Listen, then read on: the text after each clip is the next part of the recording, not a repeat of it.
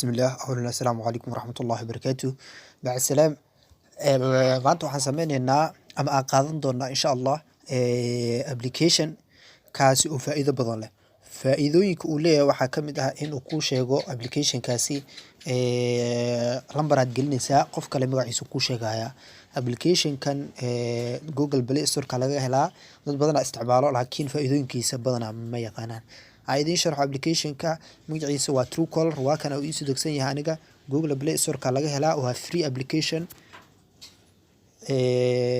meeshan Google Play Store markaad soo kiciso aad waxay qoraysaa Truecaller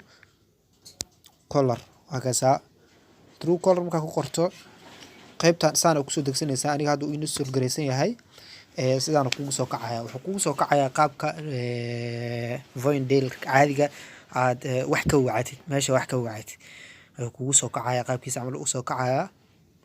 Okay application ka aan soo galno application ka markuu sidaan dhawr nambaradii contacts ka caadiga ku soo baxayo iyo waxa wacdi wixii ku soo wacay.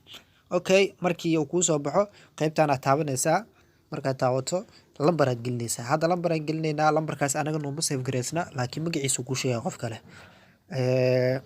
waxaan leenahay 525 anaga lambar is gelin lambarka ma naqaano 525 is gelin Osama Mire ayaa leh qof la dhahayo meesha uu joogo xataa ku sheegaya lambar Muqdisho miya Muqdisho mu jooga gobol mu jooga ku sheegaya taas gadaal baa ku ogaan doonaa insha Allah.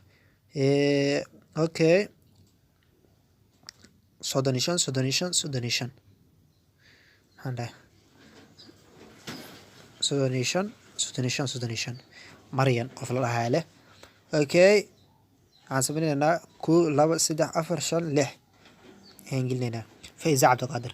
Okay meeshan ayaa tagaysaa kadib wuxuu ku leeyahay wuxuu ku tusayaa qofkan meesha joogo area uu joogana waa kana qaybtan waa Muqdisho Soomaaliya jooga Muqdisho ku dhex jira qofkaas. Okay application ka faa'iidooyinkaas uu leeyahay waxaana la dhahaa Truecaller faa'iidooyin kale uu leeyahay wuu jira gadaal dambe ka sharxi doonaa insha Allah. hadda inaad fahanteen rajeynaya waa maasantiin. Assalaamu calaykum waraxmatullaahi wabarakaatuh.